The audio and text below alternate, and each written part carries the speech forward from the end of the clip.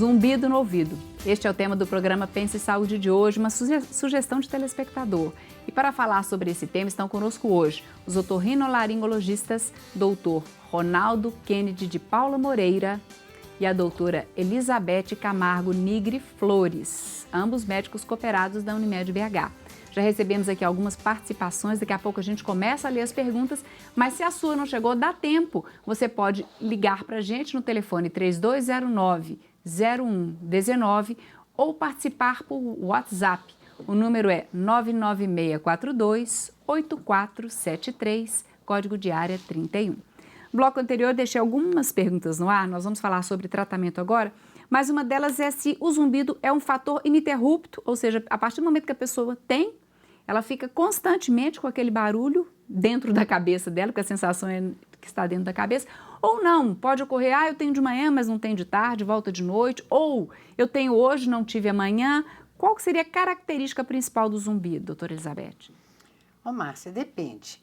A maioria dos casos, ele é constante, embora a pessoa possa não percebê-lo durante o dia pela presença de outros sons ambientais. Então fica mascarado, ele né? Fica Exatamente. mascarado, mas a maioria ele é constante.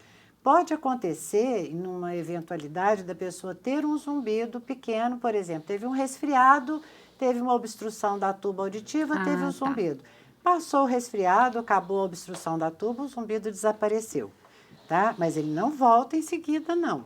Só se ocorrer uma outra situação em que vai gerar um outro zumbido, Certo. tá? Aquele que está aí, vamos dizer assim, já estabelecido, ele é constante. Tá. Uma última coisa que a gente não falou em relação às causas é medicamento. Medicamentos podem causar ou piorar os zumbidos? Certamente. E o exemplo clássico, os mais clássicos são o ácido acetil salicílico, que é o AS. Que é super comum. Que o povo usa com muita facilidade. E os antibióticos, que nós dizemos ototóxicos. Explique. Que eles promovem uma toxicidade para as células auditivas.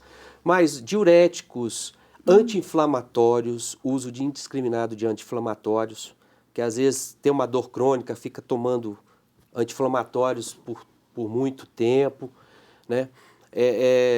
Existem algumas medicações que realmente fazem isso. É aquela história, medicamento deve ser prescrito pelo seu médico que sabe o tempo que você pode usar e não ficar tomando assim aleatoriamente de forma ininterrupta. Agora então vamos falar sobre tratamento, começar a falar sobre... porque todo mundo fala, zumbido não tem cura, zumbido não tem jeito, às vezes muitas pessoas nem procuram ajuda para, isso não tem jeito. Tem como melhorar, tratar, doutora Elizabeth? Olha, eu vou começar a responder dizendo o seguinte, cura se diz de algo que é doença. O zumbido não sendo doença, não se fala em cura. Nós falamos, no caso do sintoma zumbido, nós falamos em tratamento. O tratamento do zumbido, ele tem dois pilares. O primeiro, que é o mais importante, é tratar a doença de base, ou as doenças de base, aquelas que estão gerando aquele zumbido. Uma vez que você trate aquilo, você resolveu, porque o zumbido é um sintoma. E o segundo é você tratar a percepção desse som, tá? Porque se você não tem condição, por exemplo, o paciente diabético, a diabetes não tem cura, tem tratamento. Então, você não vai conseguir eliminar esse zumbido, você vai conseguir tratá-lo. Da mesma forma que você trata o diabetes, da mesma forma que você trata a hipertensão.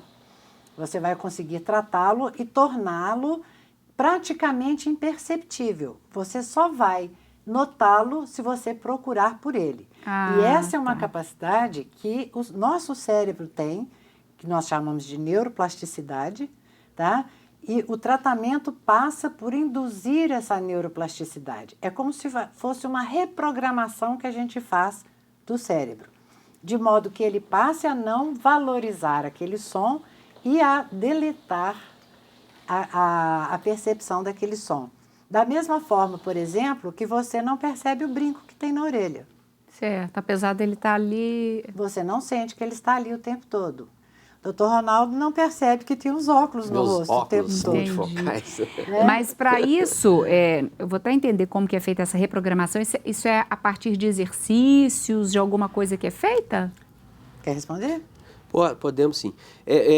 Uma das formas de terapia é a chamada terapia sonora, em que a palavra é exatamente essa, você vai tentar enganar o cérebro. Você pode fazer isso por 2 processos. Um que a gente chama de mascaramento, que você espontaneamente já citou, onde o zumbido tem um determinado nível de intensidade, você dá um som para competir com aquele zumbido, acima dele. A habituação, você dá um som na mesma intensidade. Essa é uma forma. Para isso existem, você pode fazer isso com sons ambientais, né? Existem os sons fractais.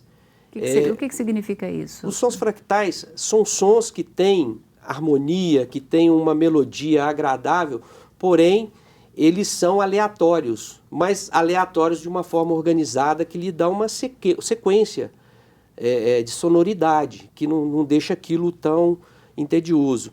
E eles falam muito disso na questão por quê? Quando você ouve uma música, ela vai te fazer um efeito positivo ou um efeito negativo. Se ela fizer um efeito positivo, ela vai te relaxar, a música vai te relaxar. Tá. Se ela fizer um efeito negativo, ela vai te deixar estressado. Então, nós podemos botar um funk aqui agora, um determinado número de pessoas vai sentir gostar, vai relaxar, outros não. Então, essa impessoalidade é que tem os sons fractais, para você não ativar as emoções que está envolvido. Tudo que você ouve envolve emoção, principalmente o zumbido, que é um som anárquico. Certo. Concorda, Elizabeth? Sim, os sons fractais seriam mais ou menos comparando com um caleidoscópio musical. Cada vez que você gira o caleidoscópio, você tem formas diferentes. Certo. Né? Os sons fractais são como um caleidoscópio.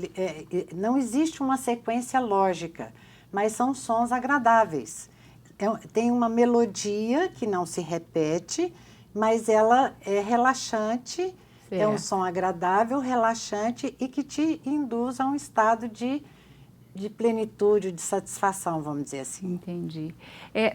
Para se chegar até a decidir qual o tipo de tratamento, claro que isso passa pelo diagnóstico. E o diagnóstico para o zumbido, ele é clínico? Existe algum exame que possa ser feito?